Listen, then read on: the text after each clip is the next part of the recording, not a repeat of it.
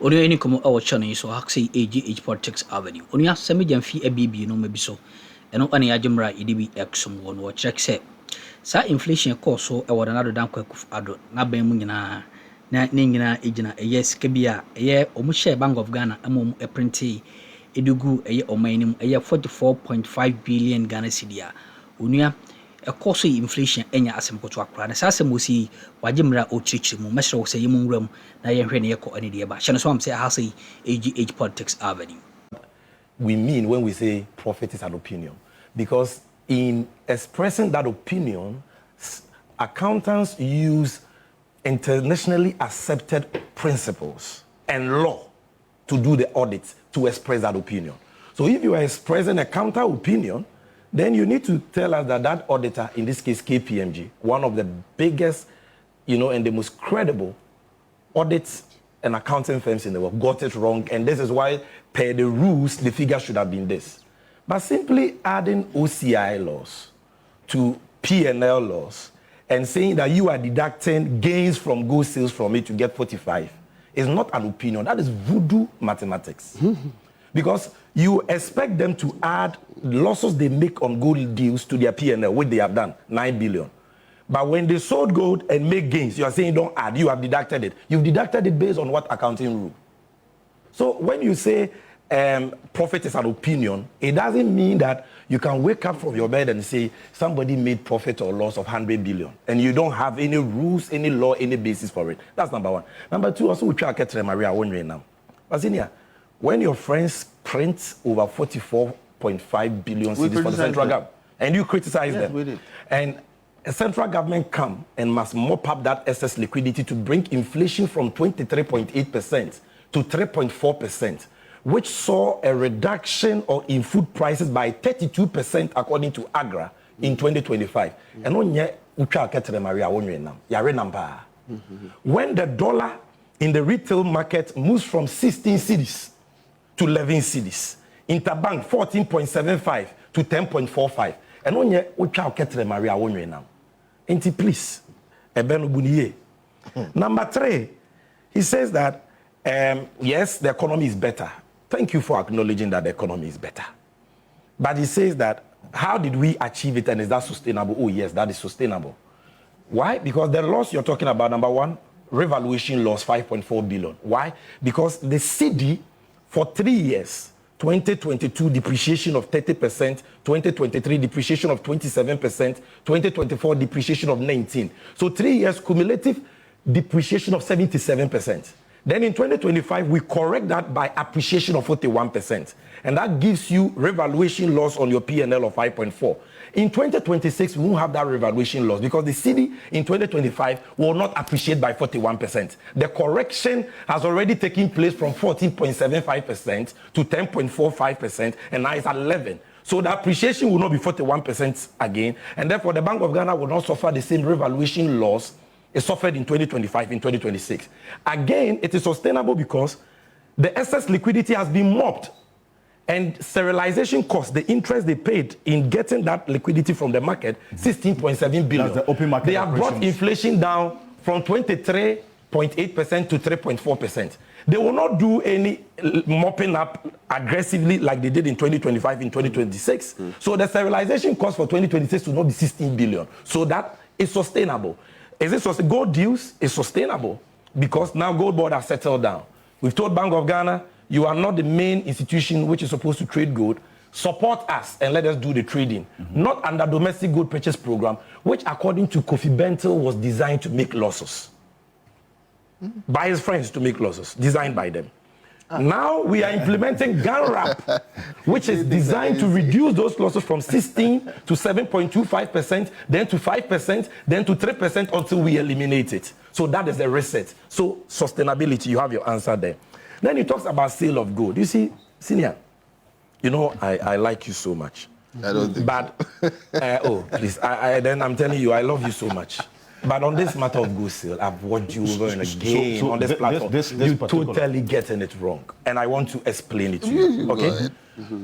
First of all, your claim that the gold that was sold was accumulated by the MPP government is not wholly true. Did you mean 30,000? Yeah, now listen to me. And the impression that is created as though John Mama and the NDC and Governor Siama, they didn't do anything about gold reserve accumulation. They just came, met gold, and they sold it. It's not true. By the year 2021, Ghana already had 8 tons of gold in our reserves. Yes. After 2 of us. Let's make it a dialogue. True. 8 tons. Yes. That 8 tons was not bought by the MPP. 2 of us. Yes, true. Then in their 8 years, by the time they were leaving, they increased it to 30, from 8 to 30. Which was a record. In 8 years, what did they add? 22 tons, right? So 22 tons. 30.5 tons. Yes, so they added 22 tons. Alfred, follow me. Yes. We came, and in 1 year, we added 10 tons in 1 year. In 8 years, you added 22 tons. In 1 year, we added 10 tons. And we moved it from 30 tons to 40 tons. And then we sold 22 out of it, and it is left with 18. So it is not correct to say MPP came to accumulate reserves and somebody came to sell it. Because we also accumulated 10 tons in only 1 year. And we came to meet, MPP also came to meet 8 tons. Yeah. So get it right. Number 2, why was the gold sold? It is simple risk management. Because when we talk about foreign reserves and we say Ghana as of December 2025 had reserves of $13.8 billion, it is not all dollars. It is gold and it is dollars. Okay? Why do we hold some of the reserves in gold and dollars? Diversification. But the basic rule is that for middle income countries, averagely, the share of your reserves in gold, averagely 20%. The share of your reserves in dollars, cash, is what, 80%. Because, why? Because, don't say, because your reserve usually is giving you only 3 months of import cover. So when there is an emergency and you have to fall on those reserves, you need reserve that is very liquid, which is dollars. The gold you have to go and sell before you convert it into dollars. And that is why for a middle income country that has, your reserves can only go 3, 4, 5 months, you can't keep 40% and over in gold. Second, volatility of gold. Gold was about $5,500. In 1 day this year, March, President Trump confirmed that he was going to appoint Kevin Walsh as the new chairman of the Federal Reserve. In 1 day, because of confidence in Kevin Walsh, the dollar went up in strength, the dollar index went up, and gold dropped in 1 day 15%. That should tell you the volatility of gold. So if you hold more of your reserves in gold and the price is going up, you're happy. Gold is going up. But 1 day gold will drop, bam, and your reserves totally wiped up. So by October, November 2025, because gold had gone up from 2,700 in 2023 to 4,300 in 2024 to 2025, the share of gold in our reserve portfolio had increased from about 20% to over 42%. Then the bank said, no, this is risky. Do you know that the IMF, and I'm saying this for the first time on public record, you can check with the IMF country director, the IMF was one of the institutions that advised the central bank to reduce its gold holdings. The IMF? Yes, because they wanted us to reduce the risk. IMF. You can hold 40% of your reserves in gold. So what did we do? Sell 22 tons of your gold holdings and don't spend the money. Use the money to invest in an instrument and get interest on it. So if I have gold and I convert the gold into dollars and I invest that dollars, maton gold. I have gold of 22 tons. I convert it into dollars. Gold was going up. Hold on. Dollars were No, you are coming wrong. down. I will show you gold was not going up. I will show you. I trade gold, so I will show you. Hold on. So that is risk management. Number 2, in gold trading, we don't say that because gold is going up, if I have gold, we don't sell. That is wrong. I trade gold, so I'm your younger brother. Let me explain that to you. Gold. No, let me tell you You why. just started trading Because less than 2 years ago. gold is a proven safe haven asset, and the presumption is that it will always rise. And so if you want to follow the fact that gold will rise, you will never sell gold. You will worship gold like bosom. Because even if gold rises to $10,000 an ounce, it will rise again. So why sell it at 10,000? Somebody will say, why sell it at 10,000? It would have gone to 15,000, so why sell it at 10,000? When it gets to 15,000, somebody will say, gold would have risen, it would have gone up. So why sell it at 15,000? No. In trading gold, you buy low, And when the price goes high and you get a certain gain, you sell to realize the gain. And then you buy at that price that you sold again. So if I bought gold at $3,000, Alfred, are you listening to me? And the price goes to $4,000, I won't say that because it can go to $5,000, I won't sell it at $4,000. I will sell it at $4,000, realize the gain of $1,000 between $3,000 to $4,000 per ounce, and I will buy gold again at $4,000, so that when the price goes to $5,000, I still benefit again. So we buy gold continuously every day. You don't say that gold would have gone higher, so why did you have to sell? But it could have also come lower. And in fact, let me tell you this, in 2025, gold went up 65%. By November, the market was predicting that that surge, that bullish run, was going to be corrected, was going to be reversed, and that prediction was apt. The reason why the reversal didn't happen in January, February, March, because we woke up one day and Donald Trump went and arrested Maduro of Venezuela. Donald Trump declared that he wanted Greenland, and that tension was what drove gold up inorganically. And later on, when Iran war came and oil prices were going up and the dollar was strengthening, gold collapsed. So don't say that there wasn't grounds for the Bank of Ghana to sell. Again, they said, we've sold the gold to some people and we are going behind to buy it, please. For the records, the gold was sold to Citibank of America. Citibank, you know them, you are well exposed, well traveled. Who bet me Citibank are Canada? We sold it to BIS. Hold on. We sold it to BIS, the Bank of International Settlements in Switzerland.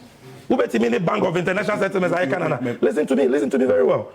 And when we sold the gold, the dollars we got, he says that we didn't add it to reserve, we added it to profit and loss. Oh, you've deviated. Because when we sold the gold, the proceeds went back to reserves and invested. The gain is what is 9.5 billion, which is in profit and loss. You understand? So I bought gold at 3,000. I sold at 4,000. The gain I made, which is $1,000, will be in my P&L. But the 3,000 that I used to buy the gold, which I have now sold, is in my reserves and invested. In fact, including the gain, all invested. You understand? Then they say that we are buying it back. The gold we sold is gone. Citibank, BIS, nobody's buying it back. But what are we doing? We are still buying gold from large-scale mining companies under GANRAP. Look, if the gold was in the reserve and we were worshipping it like an idol, we would have still bought gold at 4,007 today, true of us. Would we tell large-scale mining companies that we have gold in our reserve, so we are canceling our gold reserve accumulation program, we won't buy gold again? Even if gold goes to $20,000 an ounce, we will still buy gold. Because we are a gold producer, and we are deliberately using gold to build reserves. So at every time you buy gold, and the gold we are buying is not from those who we sold the gold to. We are buying it from small-scale miners, which we convert it into dollars, and we are buying it from large-scale miners, which we put in our reserves. So number one, you are wrong. We didn't come to meet MPP accumulated gold reserves that we did nothing, we didn't add anything, and we sold. MPP came to meet 8 tons. In 8 years, they added only 22 tons. We, in only 1 year, added 10 tons. And you sold how many tons? And we sold 22 tons. You sold how much in 1 year? 22 tons. And that 22 tons... So you don't even know. The first time... Listen to me, Alfred, listen to me. The first time... Hold on. If you bring 10 and you sell 8, you have left 2. Hold on. Kofi, the first time the Bank of Ghana sold its gold, part of its gold reserve was December 2022. Were you in this country? They sold their gold to get liquidity because they didn't even have money to spend. December 2022, the Bank of Ghana was broke. It went into its reserve and sold gold for $140 million. You didn't even know. Into almost a ton of gold. Listen to this. Alfred, listen to this. So it is a conversion of your reserve from gold into dollars. And then investing the dollars. Then you didn't sell it to Infichire Company. You sold it to Citibank of America and the Bank of International Settlements. And the money you got is invested. And you are still buying gold at every price. So if gold should go to 10,000, we will not lose because we are still buying gold and we will get that appreciation. Nobody buys gold and worships it like an idol because gold is presumed to always go up. Then you will never sell any gold you buy. Okay. So let's understand this thing about you came and met gold and you've sold it. Look, if we are interested, in keeping gold in our vaults and worshipping it as an idol. Nobody has said that. I alone, without the Bank of Ghana, in 2 months, March, April, I didn't ship gold. Do you know the gold I had in my vault? 15 tons of gold. Just 2 months. But the central bank says we want this gold rather in dollars. Because we'll be a pesika kofa nyema, oh money gold, we money dollars. Okay. So for a middle income country, liquidity, what is most liquid is dollars. Gold is secondary. Also because of the volatility. You understand? So people are just misinforming Ghanaians. I'll come to you. But it's not like that. I'll bring you in here and kindly reposition for me so that it will be clearer and better for you. No, I'll come to you. No.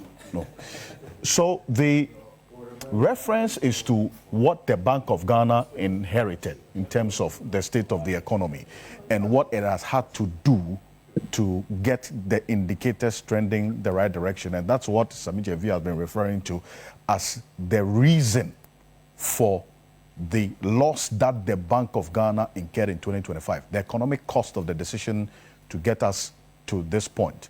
This was where we were in terms of the picture of the economy as of the end of 2024.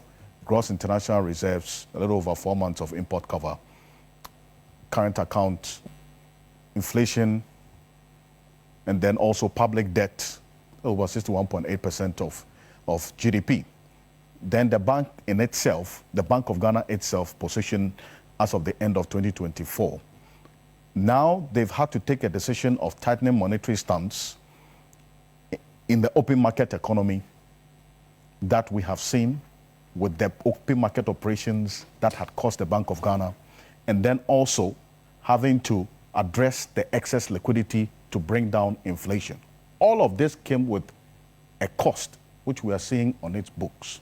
You say that the sustainability is an issue to look at, and the fact that the figures trending towards statistics trending towards the right direction does not reflect in lives trending towards the right direction. Why is that? Fred, good morning, and good morning to my colleagues and brothers in the studio. Good morning to Sami, Kofi Bentel, and the rest, and your viewers.